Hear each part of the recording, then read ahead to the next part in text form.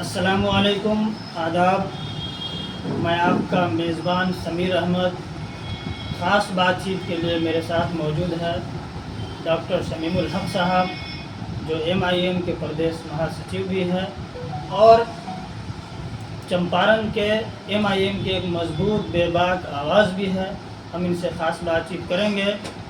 Doctor साहब, सबसे पहले मेरे इस चैनल पर आपका स्वागत है। बहुत बहुत शुक्रिया आपका, आपके सारे व्यूवर्स का शुक्रिया। एक विधानसभा के बाहर का एक वीडियो अख्तर साहब के साथ बहुत ये कर रहा है, क्या सच्चाई उस वीडियो में? क्या वो MLC खालिद अनवर साहब के साथ में बहस हो रही है, किस तरह की है? देखिए, सच्चाई की जहाँ तक बात है तो 243 MLA में अख्तरुल इमान साहब की सच्चाई का हवाला या उनको रोशनी अपना दिखाना, सूरज को रोशनी के दिखाने के बराबर है। उर्दू का कत्ल नीतीश कुमार के सरकार में लगातार हो रहा है, चाहे वो राजद के साथ रहे हों चाहे भाजपा के साथ रहें। और उर्दू शिक्षकों की बहाली और उर्दू हाई स्कूलों में उर्दू के मानक मंडलों की सीट को अपना ख़त्म कर देना, ये बाकायदा सबूत है कि आप उर्दू की ज़बान से और मैं कि मुसलमानों की अपनी ज़बान से इतने मैं कि नाखुश हैं कि इसके ओर आपका किसी तरह का तवज्जो नहीं। खालिद अनवर साहब को हमारे अख्तरुल इमान साहब ने आईना दिखाया है और ये बताने की मैंने कोशिश की है कि आप चूँकि उनके साथ अपना कदम दर कदम लब्बैक करते हुए अपना खड़े हैं। और मैं ये समझता हूँ कि मैं कि नीतीश कुमार के सबसे ज़्यादा अगर किसी ने अगर चमचागिरी शुरू की है तो वो अपना खालिद अनवर साहब हैं। तो इसलिए उनको आईना दिखाने का काम किया कि अगर आपके सीने में उर्दू है, जहाँ तक उन्होंने अपनी इब्तदाई तालीम भी उर्दू में ही शुरू की, लेकिन अफसोस की बात है कि जिस चंदन बारा के मैं के मदरसों में उनकी इब्तदाई तालीम हुई, उसको विश्व हिंदू परिषद का एक जो है छोटा सा लीडर आतंकवाद का सबसे बड़ा अड्डा बताता है। और ढाका में रहने के बावजूद भी अगर खालिद अनवर साहब की किसी तरह की अगर टिप्पणी नहीं आती है तो ये साफ जाहिर है कि उनको भी आज उर्दू से किसी तरह का जो है मैं कि नहीं रह गया। उन्होंने दीन के नाम पर दीन को बेच करके राजनीति की और वही खुश हैं और जो है अपना मैं कि नीतीश कुमार के अपना चालीसा पढ़ने में माने खुश हैं।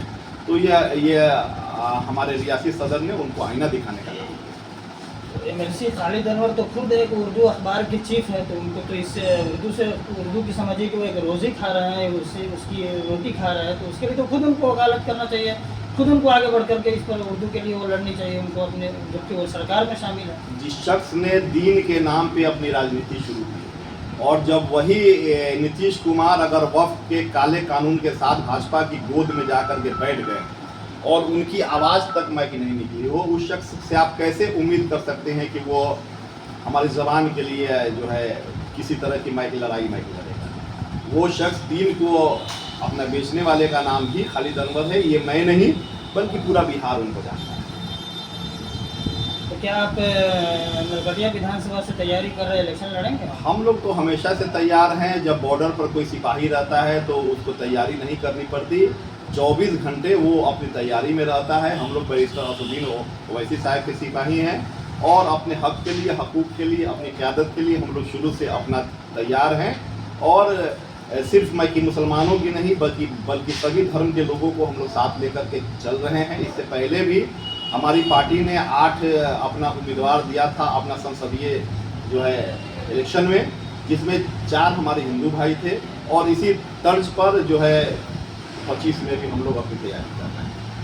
तो महागठबंधन से MIM का कोई गठबंधन होने का कोई संभावना आपको लग रहा है? आप लोग कोशिश कर रहे हैं कि महागठबंधन के साथ आपको गठबंधन हो जाए? बिल्कुल, हमारे रियासी सदर ने पहले भी अपना बयान दिया, बाद में उनके कुछ अपना मैं लीडर्स ने कहा कि चूँकि किसी तरह का ऑफिशियल प्रपोजल हमको नहीं आया है कि हम लोग उसको एक्सेप्ट करें, तो बाकायदा ऑफिशियल मैं लेटर लेकर के हमारे तिरूत प्रभारी राणा रंजीत जी वहाँ अपना गए थे और उन्होंने बाकायदा लेटर को अपना रिसीव कराया। महागठबंधन के जितने भी घटक दल हैं, चाहे कांग्रेस हो चाहे कम्युनिस्ट पार्टी हो, सबके पास हम लोगों ने अपना लेटर लिखा।